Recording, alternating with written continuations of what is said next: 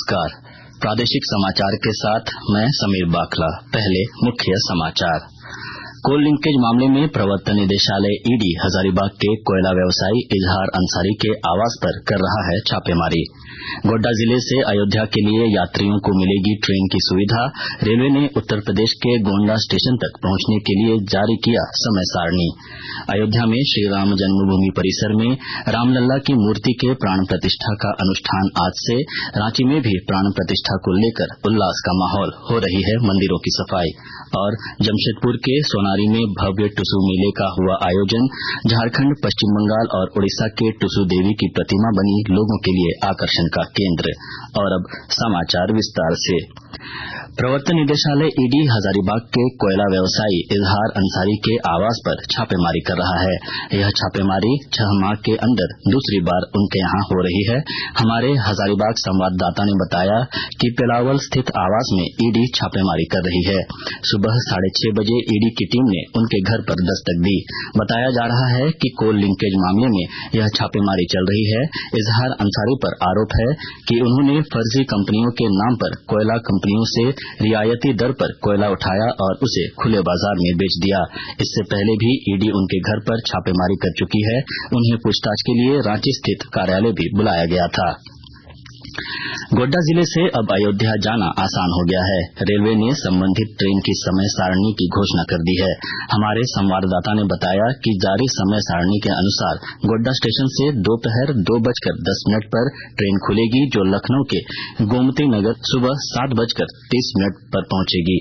अयोध्या जाने वाले श्रद्धालु उत्तर प्रदेश के गोंडा स्टेशन पहुंचकर 50 किलोमीटर की यात्रा कर अयोध्या पहुंचेंगे। अयोध्या में रामलला की प्राण प्रतिष्ठा का अनुष्ठान आज से प्रारंभ होगा। यह 21 जनवरी तक चलेगा। 22 जनवरी को प्रधानमंत्री नरेंद्र मोदी की उपस्थिति में प्राण प्रतिष्ठा समारोह आयोजित किया जाएगा। इधर रामलला की प्राण प्रतिष्ठा को लेकर राजधानी रांची में भी उल्लास का माहौल है। सभी मंदिरों में साफ सफाई का कार्य चल रहा है। इससे पहले कल 15 दिवसीय निमंत्रण कार्यक्रम भी रांची में संपन्न हुआ।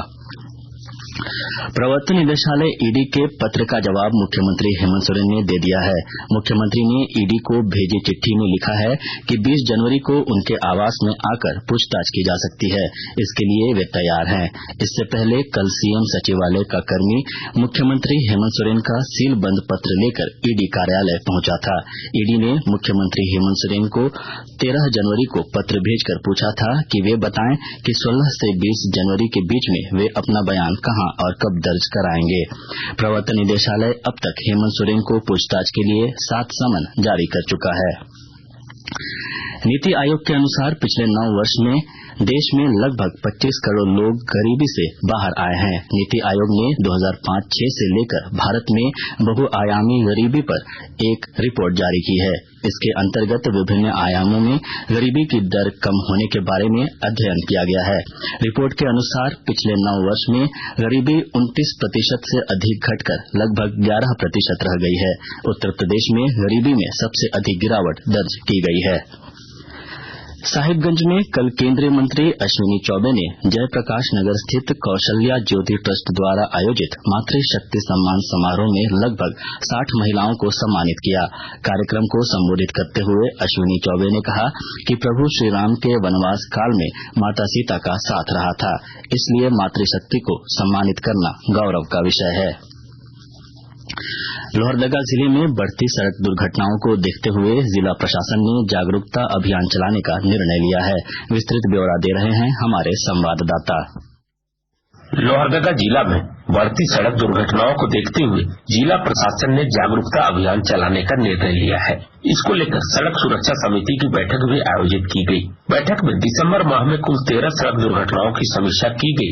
पुलिस विभाग को over speed, overloading, drunk and driving मामलों में जांच अभियान चलाने का निर्देश दिया गया। पुलिस उपाधीक्षक द्वारा दिसंबर 2023 में 177 मामलों में 3,99,800 रूपये दंड स्वरूप वसूल किए जाने की जानकारी दी गई।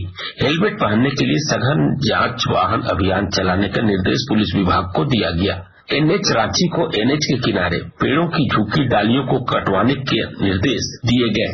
गोपी कृष्ण कुंवर, आकाशवाणी समाचार, लोहरदगा। आकाशवाणी के ताजा तरीन समाचारों के लिए आप हमारी वेबसाइट newsonair.com पर लॉग ऑन कर सकते हैं। ताजा समाचार x handle @AIR News Alerts और Facebook page all India radio news पर भी उपलब्ध हैं। आप प्रादेशिक समाचार एकांश के एक्स हैंडल @AIR News_Ranchi और फेसबुक, इंस्टाग्राम पेज तथा YouTube channel AIR News Ranchi पर भी हमारे बुलेटिन सुन सकते हैं। प्रादेशिक समाचार आप आकाशवाणी रांची से सुन रहे हैं। जमशेदपुर में टुसु पर्व बड़े ही धूमधाम से मनाया गया। इस मौके पर मेला का भी आयोजन किया गया, जहां सोनारी के दो मुहानी संगम पर विशाल टुसु मेला का आयोजन हुआ, जिसमें चौराल और टुसु देवी की प्रतिमा लेकर दूर दूर से कमेटी के लोग पहुंचे।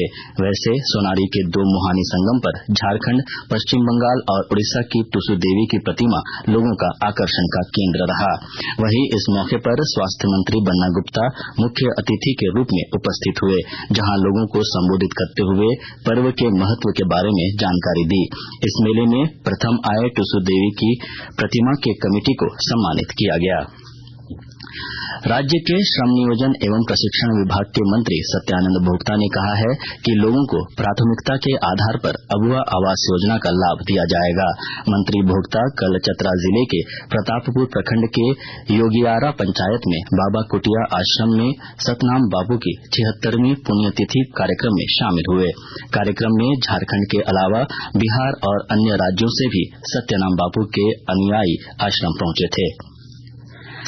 महिला बाल विकास एवं सामाजिक सुरक्षा विभाग की ओर से आज सूचना भवन के तृतीय तल स्थित सभा कक्ष में प्रेस कॉन्फ्रेंस का आयोजन किया गया है, जिनके 3 बजे विभाग के अपर मुख्य सचिव, प्रधान सचिव, सचिव और आम जनता को विभाग द्वारा कल्याणकारी योजनाओं की उपलब्धियों, विकास कार्यों की गति से अवगत कराएंगे। हजारीबाग जिला के बड़कागांव वन क्षेत्र के गोंदलपुरा में लगभग 25 से 30 हाथियों के झुंड ने उत्पात मचाया। खलिहान में रखे धान को चटकर गए, वहीं खेतों की फसलों को भी नुकसान पहुंचाया। इन दिनों किसान एक साथ दोहरी मार झेल रहे हैं। एक तो हाथी फसलों को चटकर जा रहा है, वहीं पाला से फसल खराब हो रहा है। जमशेदपुर के जुगसलाई में पूर्व में हुई गोली चलाने की घटना में पुलिस ने 1.5 घंटे में ही आरोपी को गिरफ्तार करने की सफलता पा ली। प्रेस वार्ता कर सिटी एसपी मुकेश लुनियात ने जानकारी देते हुए बताया कि घटना की सूचना मिलने के बाद अस्पताल में भर्ती मोहम्मद माजिद और उसके साथी महफूज आलम से पूछताछ में यह जानकारी मिली कि घटना पुराना विवाद का है। राज्य में ठंड का कहर जारी है। मौसम विभाग के अनुसार 17 और 18 जनवरी को राज्य के कुछ हिस्सों में बारिश हो सकती है। पिछले 5 दिनों में न्यूनतम तापमान में 7 डिग्री तक की गिरावट आई है। चतरा में अब तक का सबसे न्यूनतम तापमान 1.2 डिग्री सेल्सियस रिकॉर्ड किया गया है। वहीं रांची के कांके में पारा 3 डिग्री तक पहुंच गया है। मौसम विज्ञान केंद्र ने बादल और बारिश के कारण होने वाले कोहरे को लेकर येलो अलर्ट जारी किया है। राज्य के पलामू प्रमंडल और संताल के कुछ भागों में घना कोहरा रहने की संभावना जताई गई है। यह स्थिति 19 जनवरी तक रह सकती है। अंत में मुख्य समाचार एक बार फिर। कोल लिंकेज मामले में प्रवर्तन निदेशालय ईडी हजारीबाग के कोयला व्यवसायी इजहार अंसारी के आवास पर कर रहा है छापेमारी। गोड्डा जिले से अयोध्या के लिए यात्रियों को मिलेगी ट्रेन की सुविधा। रेलवे ने उत्तर प्रदेश के गोंडा स्टेशन तक पहुंचने के लिए जारी किया समय सारणी। अयोध्या में श्री राम जन्मभूमि परिसर में रामलला की मूर्ति के प्राण प्रतिष्ठा का अनुष्ठान आज से। रांची में भी प्राण प्रतिष्ठा को लेकर उल्लास का माहौल। हो रही है मंदिरों की सफाई। और जमशेदपुर के सोनारी में भव्य टुसु मेले का हुआ आयोजन। झारखंड, पश्चिम बंगाल और उड़ीसा की टुसु देवी की प्रतिमा बनी लोगों के लिए आकर्षण का केंद्र। इसके साथ ही आकाशवाणी रांची से प्रादेशिक समाचार का ये बुलेटिन समाप्त हुआ। नमस्कार।